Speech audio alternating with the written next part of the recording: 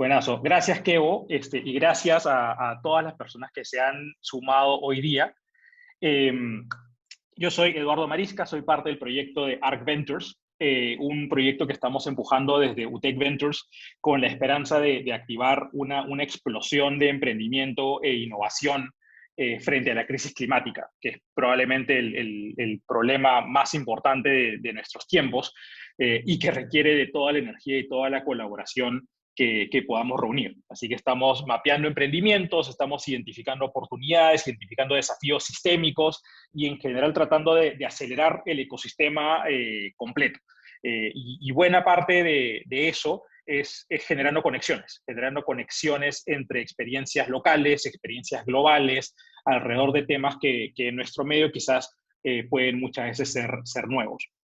Y uno de los temas que hemos encontrado que son sumamente interesantes y que además tienen muchísimo potencial de innovación y emprendimiento es el tema de economía circular.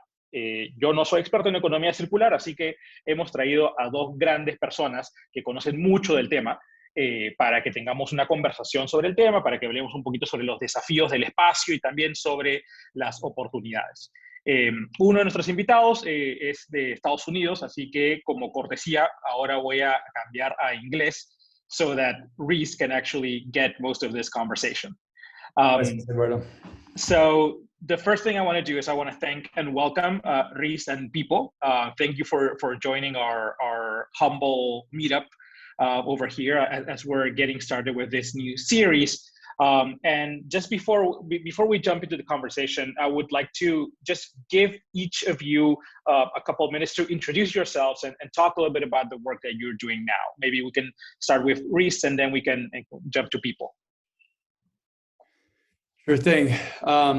Yeah, so, Reese Tom, I'm currently at Amazon working on circular economy efforts. I was part of a central circular economy team focused on developing circular economy strategy for Amazon and am now leading product circularity strategies and developing sort of our circular product selection at Amazon. So doing that, my career has been kind of always at the intersection of working at design, innovation, and systems, kind of systems thinking, organizational design. And I had the great fortune of spending almost a year in Lima working at the innovation lab of Intercorp, La Victoria Lab. And so I know Lima, know Peru very well, and I love it. So happy to have this conversation with you all. Thank you, Reese. People, how about you? Yeah, thanks for the invitation as well. My name is People Reiser. I'm a co-founder and director of alliances at Simba.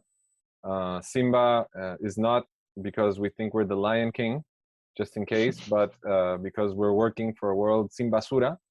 Our mission statement or our purpose is we want to build a world sin basura, donde nada sobra y nadie sobra, which we can translate into where nothing is left over and nobody is left out. Because we realize that while sometimes waste is seen as a mostly environmental issue, in a country like Peru, where obviously we work in Lima mostly, waste management is a big social injustice problem as well, and is inextricably linked to the hardships of what we call recicladores. In English, you could translate it into waste pickers, that are usually surviving off of what we as the city throw out. And barely surviving, not making a living wage, and under complete situation of vulnerability. And so the idea is that if we were going to build a circular economy off of the waste that of everybody's waste, then that circular economy should also contribute to making the world a little bit more fair, and to not only build a better environment, but also build a better society. So that's kind of what we're working on, and obviously we can go more into detail of what we do. We're a Peruvian startup. We've been working for 4.5 years now, officially, so in operations for 4.5 years. We're very excited about some of our next steps. The pandemic hit us very hard. we work with businesses mostly to manage their waste, but actually the pandemic made us innovate, and we started a line for a service for homes as well. And so we can obviously go more into detail now, but anyways, thanks for the invitation, and that's a little bit about what we do. Thank you both. It really is a privilege to be amongst you. Like we're covering so much of the spectrum of what's happening around circular economy, like large organizations and startups and global experiences and more local. So it really is a privilege to be here with the both of you. So what we're going to do is I'm going to facilitate a conversation for about the next 20 minutes. For anyone in the audience who have questions or something that you want to drop, like feel free to drop it on the chat. We can make a translation for you so that in about 20-25 minutes, we can jump to audience Q&A. And let me just get the ball rolling.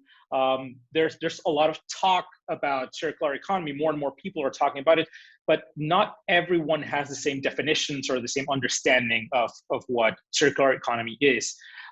So for starters, like, why are we talking about this? Like, what's so interesting? Why, Reese, for example, why is Amazon getting involved in circular economy, and why should people be paying attention?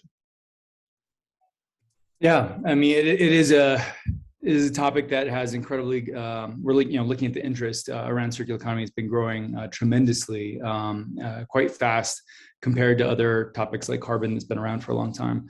The two are very linked. Amazon launched in 2019 the Climate Pledge, which is a commitment to basically have net zero carbon across all of our worldwide operations by 2040. That's 10 years ahead of Paris, the Paris Agreement. And Amazon and Jeff Bezos put together the Climate Pledge, which you now have over 200 companies that have signed on to that. They've launched a $2 billion fund to start investing in a lot of these types of technologies that can help us accelerate this path forward.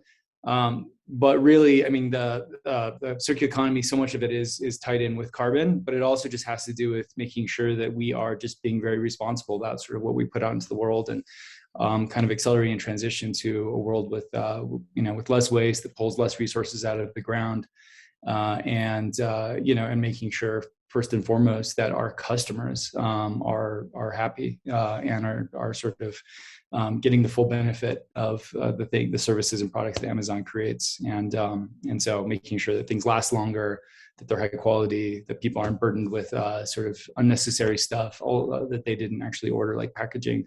Those are all kind of challenges that we're working on. So a world without waste, that sounds like, right up people's alley. So in your case, people, like, why did you choose to become involved? Well, like, how did SIMBA come about? For us, it started with a very basic question. That is, what happens to what we throw out? And one of the people in that conversation, we were just some friends having lunch. One of the people in that conversation actually was co-owner in a restaurant. And he said, well, wow, yeah, in our restaurant, we throw away, a lot, and it's mostly food. And then the next question was, well, what actually happens with all of that? And no one in the restaurant could actually give us a straight answer. So that took us down a rabbit hole of really understanding what happens. And it's something that once you see it, cannot be unseen. We live in this fantasy that things go away, we throw it away, and then just disappears. But physics says nothing is lost, everything is transformed. And we're basically, in a formal system, transforming everything into pollution. It's mostly going to places that are called landfills, or relleno sanitario in Spanish. That well, in English it's a better name because it actually describes what you do, but here we name it like sanitario, so it sounds like this clean place where everything magically disappears. And when you actually find out what is really happening, basically that it's just accumulating in the landscape, and then we throw some dirt over it. It's a terrible solution. And then we realized that, and so then it was like that nada sobra is like, well, yeah, there's this whole issue of how we've solved this with all the technology we have in the 21st century and all the amazing things we can do. How is it that we haven't been able to create a better solution for this very, very everyday problem? Like, it's something we all produce waste every day of our lives, and how is it that we're not able to manage this better?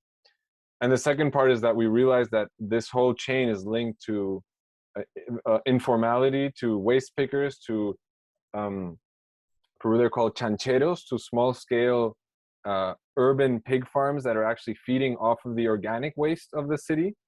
And we started researching that, and we realized that it actually makes a lot of sense to feed animals off of the food that is wasted.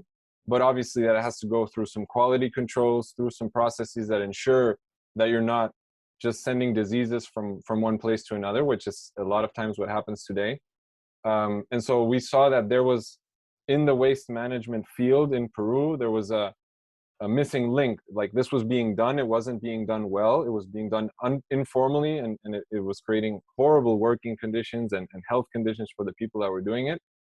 But when we looked at academia, we looked at some studies, and everything pointed towards this makes a lot of sense, actually, in theory.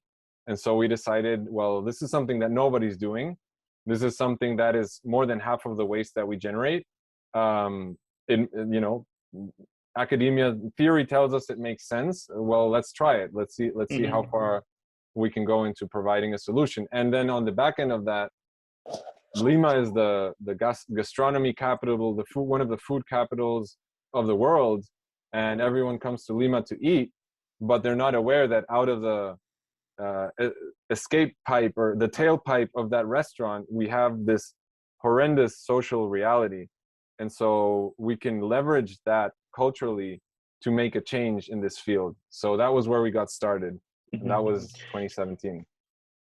So people, I think Simba is a great example of the amplitude of circular economy, right? Like it's not just about materials, but it's also about the social relationships and the community. Like it's a very systemic way of thinking. Can you walk us through what the model looks like? Like how does Simba actually work? Yeah, sure. So we operate what we call the Simba cycle, where we work with businesses and now homes as well to help them kind of manage their wastes in their facility. So bins, signs, so everything, we try to make it as simple as possible. We train people on how to actually use those bins properly. We then pick up not only organic, but also recyclable waste. So both of those combined, so recyclable is plastics, cardboard, glass, metals. And so when we combine those, we can recover up to 80% of the waste. All the recyclables go to our partner recyclers, recicladores. And the organic waste they pick up, so they provide the logistics service for us. They pick it up and bring it to what we call the biofactory, which is in Villa El Salvador in South Lima, where we process it into animal feed. And we have a little bit left over that's not good for animal feed. For example, when we have a big amount of ají, then we compost that. So that in that way, we're able to recover 100% of organic waste. We try to put it to the best use possible. So animal feed will always be preferable to composting because it's an immediate cycle. There's no 3-month, 4-month fermentation process. And then we send that out to these small farmers that are looking to also improve their production, improve their model, and kind of clean up their act. And they obviously are producing food that goes back to the population, and that kind of closes that cycle. Now, Reese, you had a lot of experience with circular economy. Like we've been talking about this for several years now, even before you were at Amazon. So you've been able to see a lot of what's out there. What do you think are some great examples of the potential of circular economy, maybe from what you're doing at Amazon or what you've seen elsewhere? Yeah, I mean, I think there are a ton of great examples and I think ways in which we can see the circular economy in action. I mean, the way that we think about the circular economy is really 4 main kind of ways. One is how do we make things or provide benefit to people that they can get from products and services with fewer materials. And so that could be like dematerialization. I mean, in some ways, if you look at like the Kindle, and some has in some ways replaced books as far as the need to constantly buy book after book after book. And at some point, there's a break-even point where it's actually net positive in terms of its material and carbon impact. So there's that type of dematerialization. If you buy, let's say, a game for your Nintendo Switch, if you just do a digital download versus actually have like the actual, the card shipped to you, that's way better for the environment. You're actually doing it with actually out any resources at all. So that's kind of the dematerialization, fewer materials part of it. Then there's better materials. So how do we actually make things that have more recycled content? Can we get to 100% recycled content? Some of the things that we use, upcycled material. Can you actually harvest materials from other things and make them actually increase their value and use them in things? There's a great material startup called Piñatex that basically takes pineapple, all the sort of waste product from pineapple farming and production, and turns that into a leather, sort of a plant-based leather that's used in textiles. And so, that's kind of an example of that upcycling. So how can you get better sort of material inputs? And then for the things that you do have, how do you actually make sure that you're extending that life of those things and increasing the utilization of those things and keep them around longer? So if you have a piece of furniture or, a piece of luggage, let's say, like, how can you actually make sure that lasts as long as possible? You're not having to kind of replace it every time it breaks. So there's a whole bunch of stuff there around refill, around reuse, around repairability, around remanufacture. In that space, huge field of opportunity, and we're seeing tons of startups and innovators operating in that space. And then lastly is the end of life. How do we ensure better end of life pathways for things? So how do we make sure that the things at the end of their useful life actually go on to be composted, to go be feed for, let's say, for animals? How do we make sure that those things are recycled and brought back into the cycle? And how do we make sure that those things ultimately continue to provide value even at the end of their life? So there's a whole bunch of different things happening within each of those spaces, but that's largely how we're looking at it.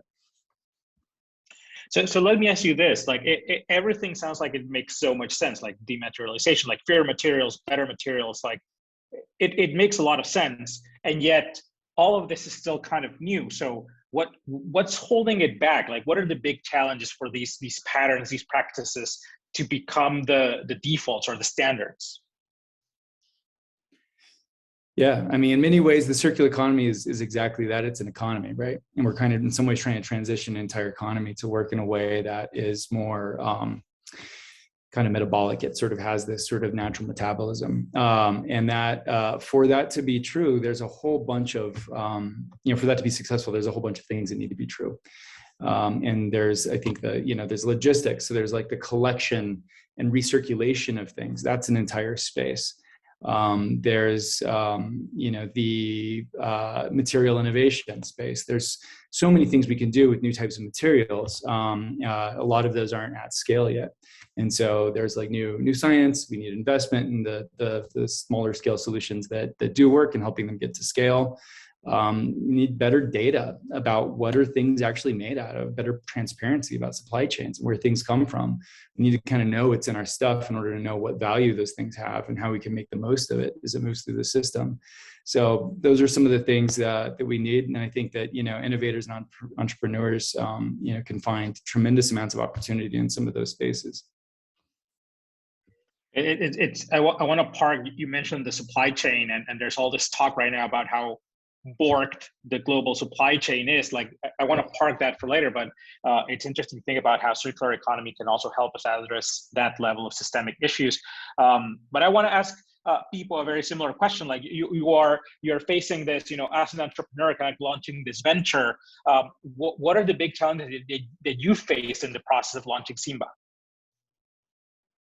For us, one of the big ones is that people usually assume that because they're used to recicladores coming to your home for free and just picking up whatever you donate them to, like, I'm donating my trash to them. And so that's culturally, it's a big thing where people just assume that you're going to go for free, or that you're an NGO and have some kind of funding from somewhere that's gonna kind of, if I can throw my trash for free on the next street corner, why would I pay for someone to pick it up, right? And we charge because we're paying the recyclers to do the logistics. We have a plant where we actually do quality control, and we have a bunch of standards that we comply with. And so culturally, that's a big barrier because people automatically assume that organic waste is like even like plastic. But even plastics, if you do it, like if you pay people properly and living wages along the whole process, then you're gonna have to pay for someone to come and pick up your recycling. And that's something that we're not at all used to. We just assume that that should be a free service. I love the way one of my coworkers put it. He said, in Peru, we believe waste management is a right and not a responsibility. Like we have the right that someone is going to take care of it, somebody else, obviously, not us. And we don't assume our responsibility, our shared responsibility of what happens. So that's a big one. And the second is that we very much have grown kind of in this space of impact investment and impact startups and climate startups. And we've always, like, we've been we were the first company to be born with the statutes of a B Corp since day one.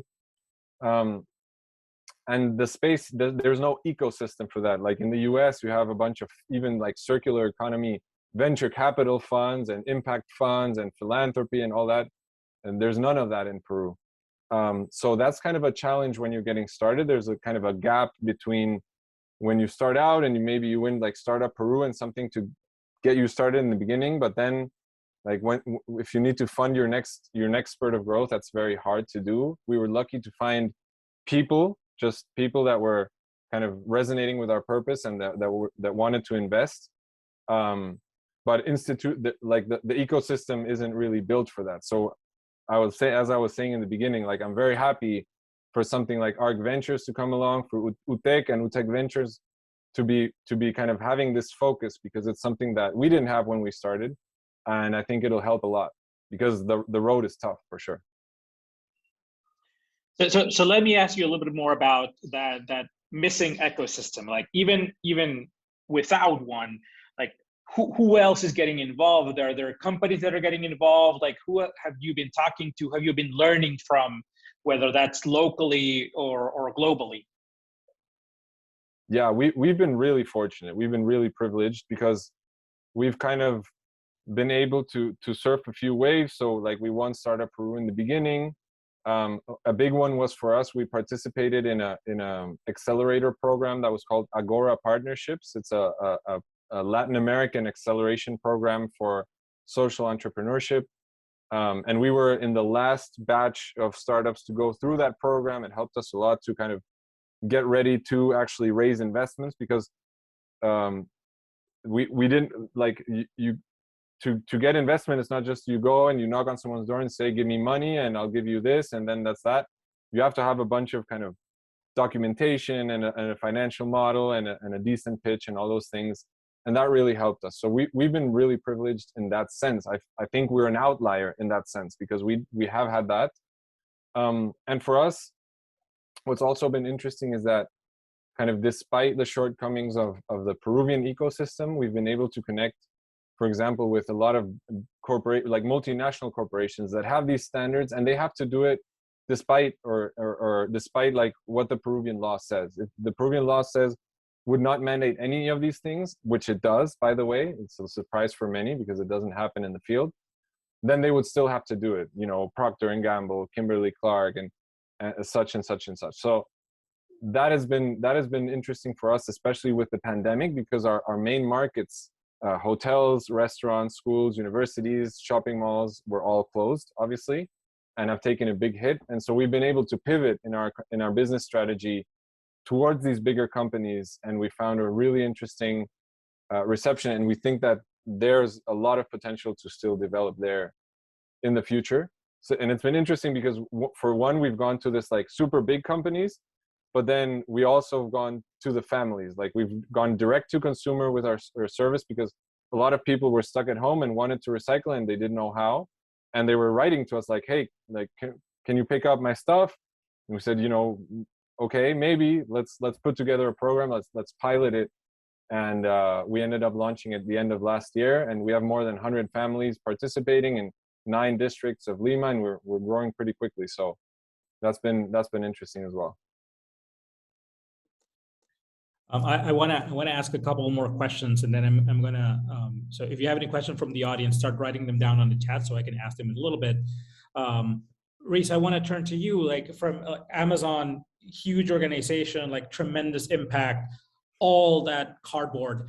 But who are you learning from? Like, what are organizations that are leading the way that you're looking at in terms of inspiration and just learning?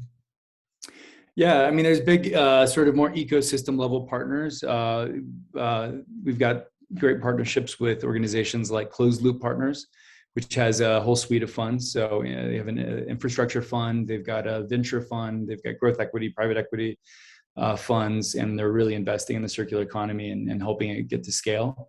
And both sort of rooted in right now issues around like just like recycling infrastructure, and then much more future facing circular economy solutions, robotics and material innovation and digital ecosystems, things like that. So they're a great partner. Ellen MacArthur Foundation, who's kind of the, really put circular economy on the map and popularized it and continues to try to raise the bar on what that means and how we define it. They're a great partner in kind of helping make connections for us and connecting the dots and the research that they do and things like that. So, we're always looking for the best available science. We want to make sure that, anything that we do is rooted in incredibly good science and incredibly good data.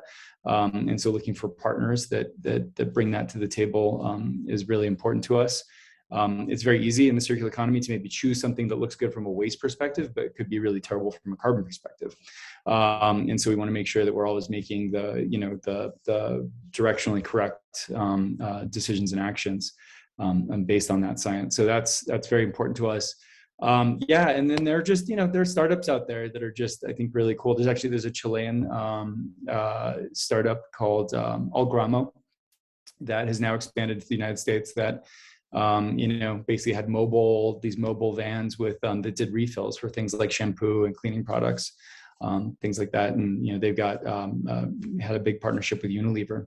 And to supply their products. So, there's cool companies like that. Eon is another one that has digital ID, looking at sort of the digital aspect of the circular economy. Club Zero used to be Cup Club, doing things like reusable food packaging. That's sort of that's RFID enabled and has a whole digital backend to support it. So there's lots of cool companies doing exciting things. I think they're very inspiring to me and kind of help accelerate our thinking. So when you think about all these innovators, like doing all these cool things, what do you think this might look like in, say, 15 years? Like, how do you expect the landscape to change over the next decade? Yeah, I mean, I think this is just becoming not just sort of a novelty, but a necessity. And so I think we're going to see a lot more acceleration in this space. I think that recycling is going to change. I think that recycling in some ways is non-existent in lots of parts of the world, and is just incredibly inefficient in places where it does exist.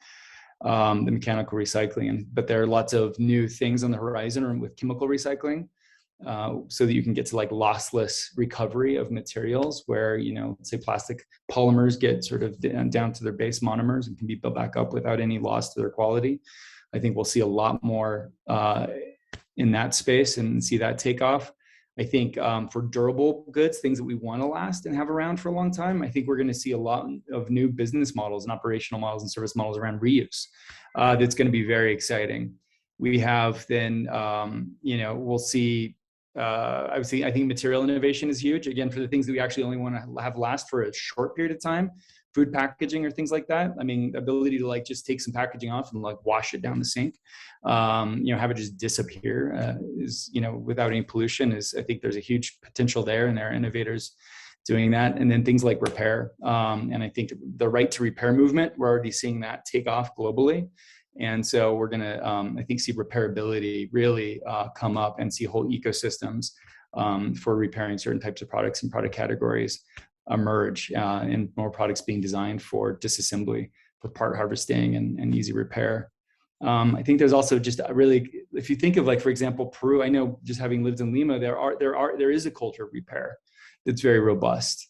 And so how do you in some ways actually hold on to some of those things and maybe sort of amplify them with new technology and make it even more efficient and wider scale, but not lose that, and not like, and also there is a sense of kind of keeping things around for longer. How do we, in the places where there isn't a consumption model that's incredibly disposable, how do you avoid that sort of that shift where it already, it hasn't actually gone that way yet? Are there opportunities to leapfrog? I think there's some really interesting stuff there.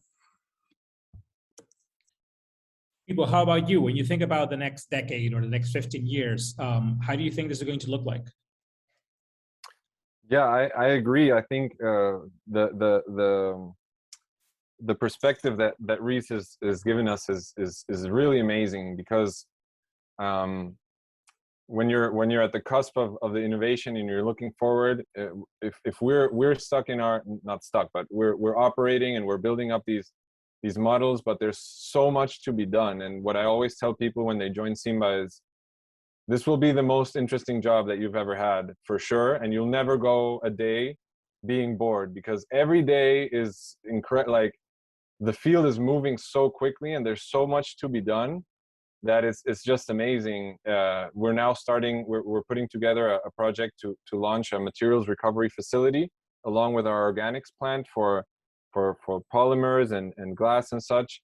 And every day it's just amazing.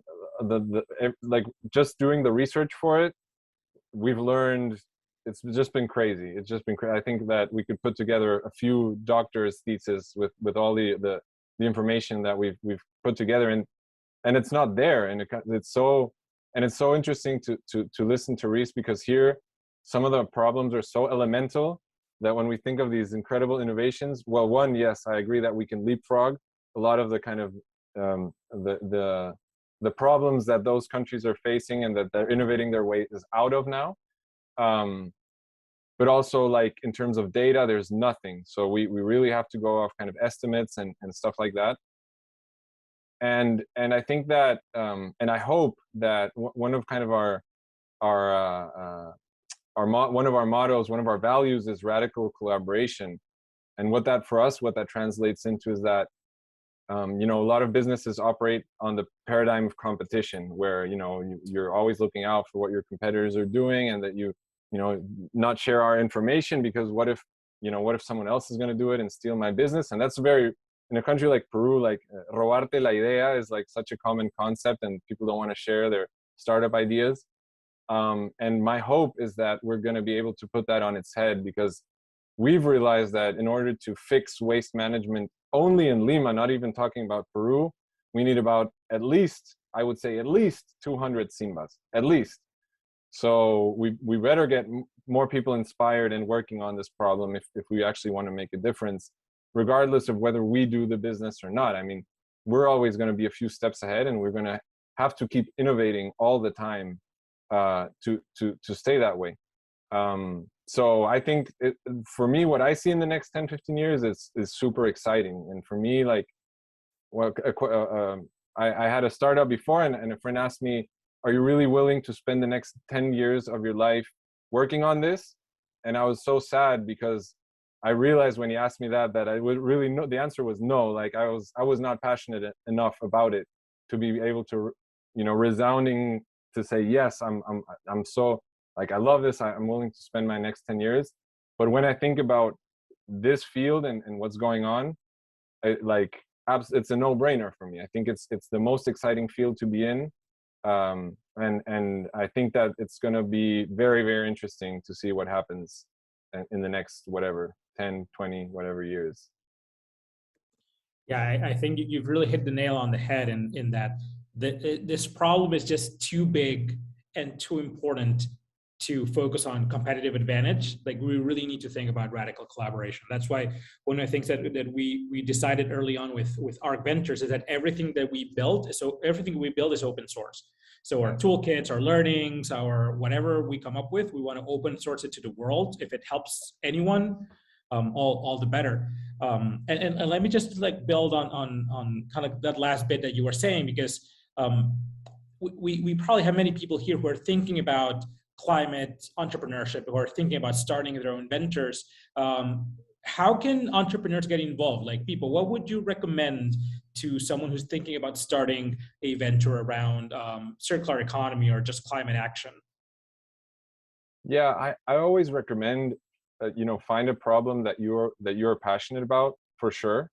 For us, I never thought I would end up in the waste management field. Honestly, at some point in my career, I would have never thought it. But when like I said, once I went down this rabbit hole and started actually seeing what was happening, it became a passion for me. So kind of think of what your passions are already, but also be open to other things that might, come along your way. And then something that was really helpful for us is kind of suspending our judgments and our prejudices, because it's not a sexy field for most people. Like, most people don't finish UTEC, like graduate and say, "Ooh, I want to be a reciclador," I want to be I want to start my waste management business. And I think that's one of the things that has kept a lot of innovation from coming into this field, because it's not the latest big data, AI, whatever. Obviously, those things can help us, but I think that's what's kept kind of the innovation from going. So, look at fields like this, because that's where the opportunities are. And fields that aren't the sexy fields sometimes are the ones that where there are the most opportunities, and where there's most to be done in a sense. Reese, how about you? Like, how do you think entrepreneurs can get involved? Like, what would you recommend? Yeah, it's a great question. I mean, I think this is an opportunity-rich environment. I mean, there's so many gaps to be filled.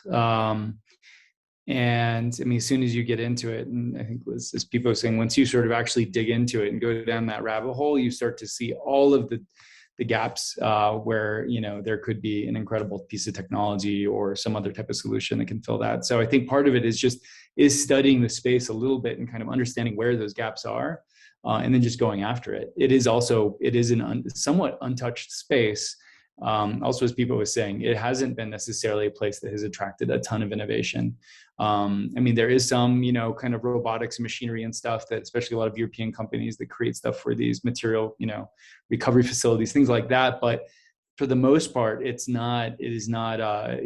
non-obvious place to sort of look for opportunity. And as a result, there's actually so much innovation that can happen here. So I think it's about getting into there.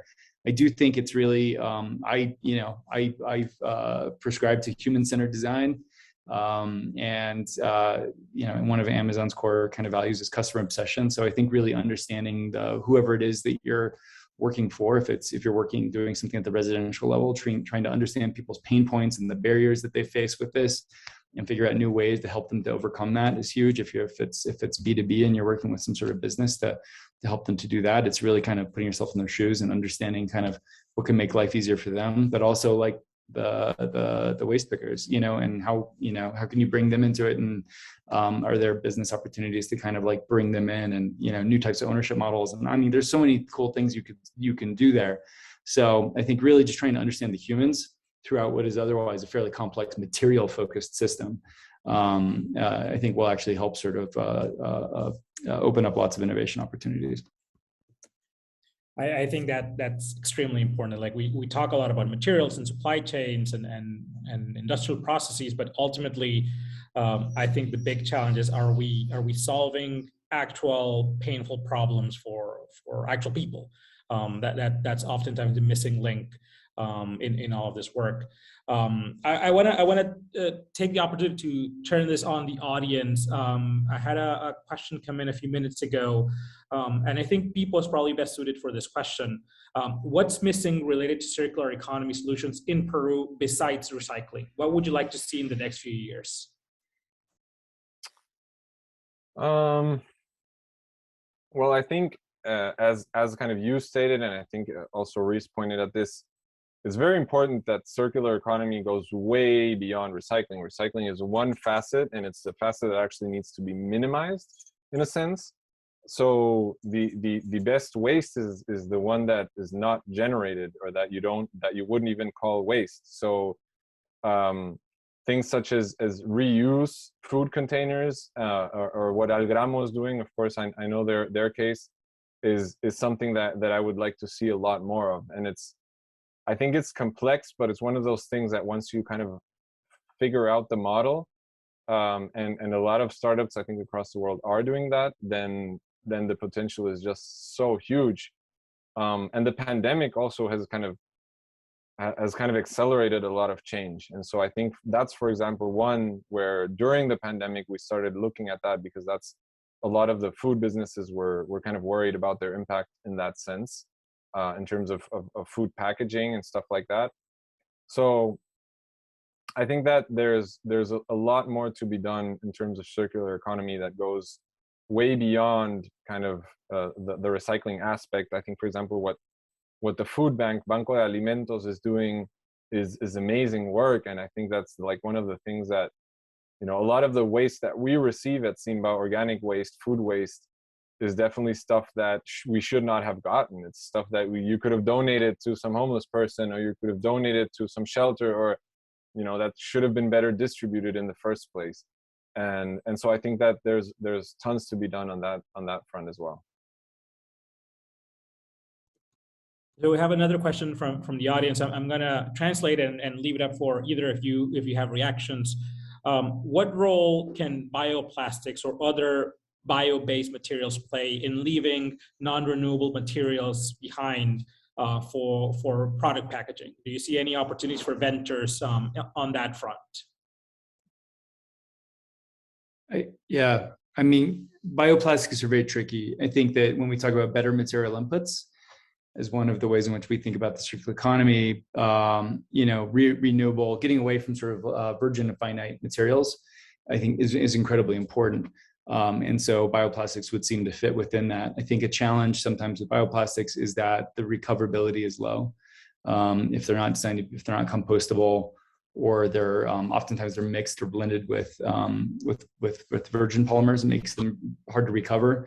So it's again, it's one of those that it's very nuanced and it's complex. And so I think making sure that, yes, bioplastics can play a role, but they need to be recoverable at the end of their life is, I think, the most important thing. And more often than not, they are not. And so that's just, it can then seem green, but really it still creates a waste that's actually just basically destined for a landfill and or the ocean or wherever. We don't want that.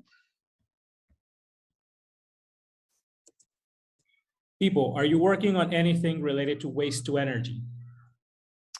We're kind of analyzing it very superficially. Waste to energy is a very controversial field, and a lot of people wouldn't say that waste to energy is circular. If we're talking about incineration, obviously there are things like biodigesters that create methane, and then that methane creates energy and biofertilizers, which I would say is very circular and very interesting for a lot of use cases like wastewater and such.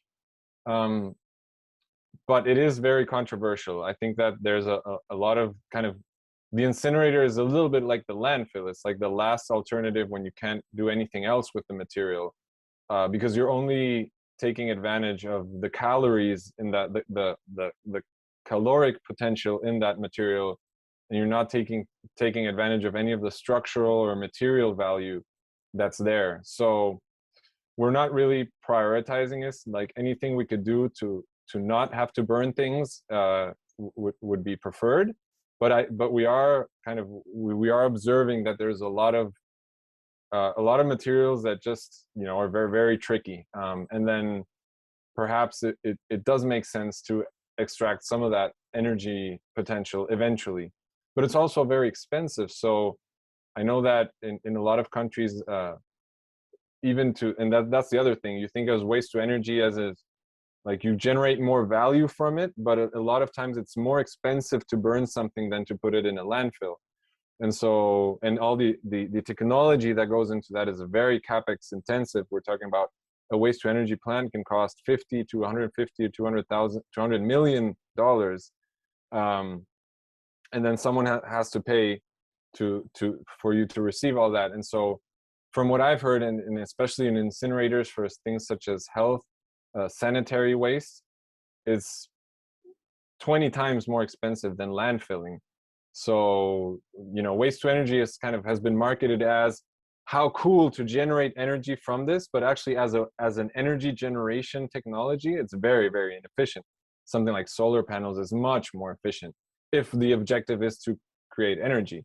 If the objective is to manage waste, then it's obviously you're kind of least preferred option kind of in there with the landfill. You'd have to analyze on a case-by-case basis and looking at the technology if it makes sense or not.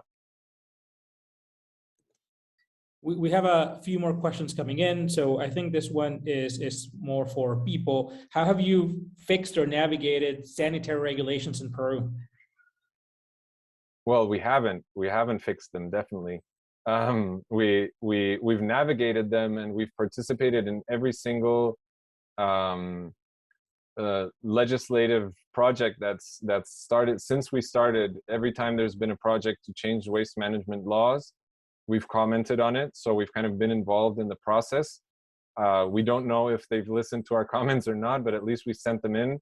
I think that some of them were listened and were included.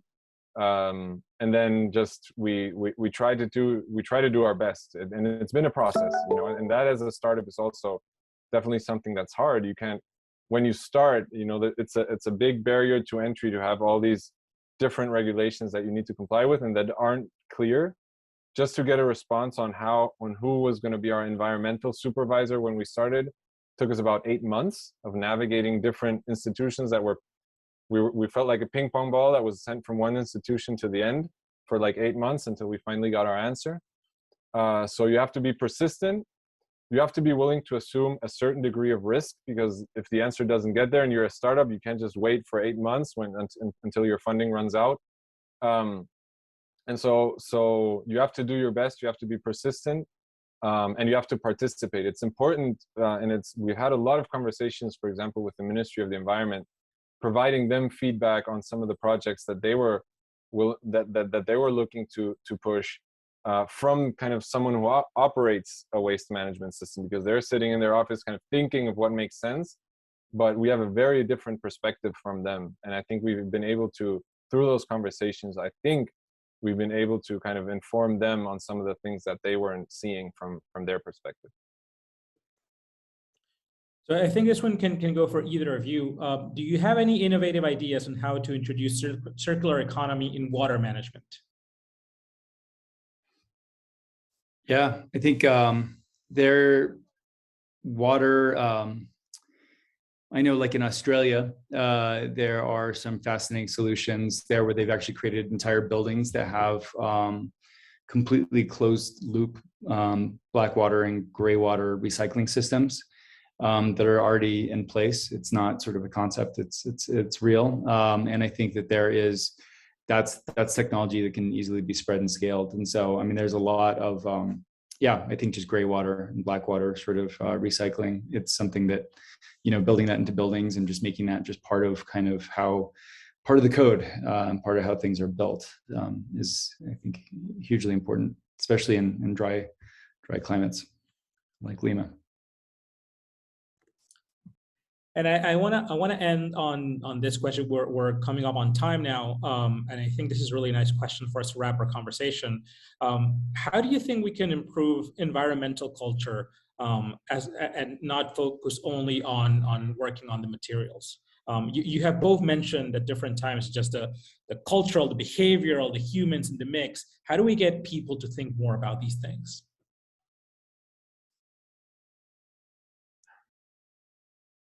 Sure, I can go.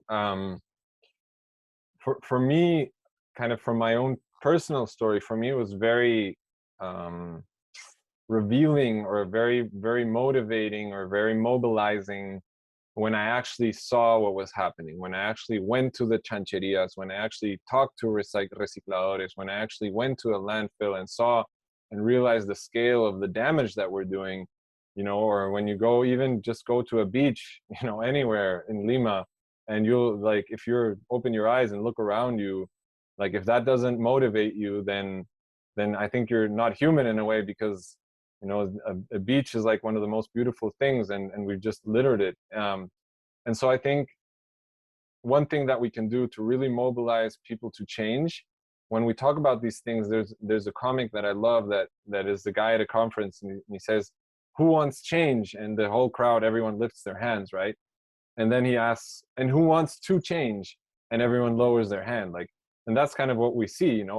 We all agree. Like, if you ask 1,000 people in Lima, you know, would you like the waste management system to work differently? And you kind of showed them a little bit of what was going on.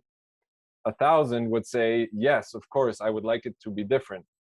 And then once you connect them and you help them realize and make that transition to what you do is also impacting on that system. And obviously, if you have to provide the infrastructure and services for the whole cycle to complete itself. But I think that's the first step, and that's sensibilización or conscience building or whatever, but really connecting and really being open about the problem. Because for me, like, I worked in environmental things before and I didn't know what happened with the waste. And I think from kind of our trainings that we've done and everything, I think about 98% of the population has no idea what happens. And so if we don't know, then how are we going to change it? You know, if we're not aware, and a lot of things, like we know, we kind of abstractly know there's a problem, but we don't really have the information and we don't really connect it to our everyday life. And so once we make that bridge, then any change that comes afterwards is much easier, because people understand why you're asking them to do certain things. Yeah, and I would say, I think a lot of the narrative historically around sustainability has been about self-sacrifice. So it's always like, oh, you have to do with less in order to be more sustainable. And often the people who are really going out of their way to be sustainable are sort of, it's often incredibly inconvenient. And so I think that I think there's a huge opportunity to really create solutions, sustainability solutions, that make life actually easier for people or provide an additional benefit that they didn't get before. And I think the more we can really think about how we do that, it will make it easier for people to kind of get on board. But as long as there's sort of, any additional sort of sacrifice that we ask from people, it will always be hard, and they will just choose the more convenient, more comfortable option. So, and we're seeing that there's certain, I know if you look at Loop is a really interesting service that in Europe and in the US, where you can basically, buy, for example, ice cream that is comes in a reusable container, and they'll basically take it back at the end. And that container is like double-walled stainless steel. And so it's like a much nicer experience, like eat ice cream out of this like really nice brushed stainless steel container, and you can actually hold it with your hand without it getting cold, so it's just a nicer user experience. But because then it's reused so many times, then it's actually better from a waste and carbon perspective. So it's like, how can you start to think about a sort of customer experience is actually better for people than the opposite? So Reese, people, thank you so much. This has been a wonderful conversation, extremely interesting to hear about both your perspectives. Where can people learn more about your work?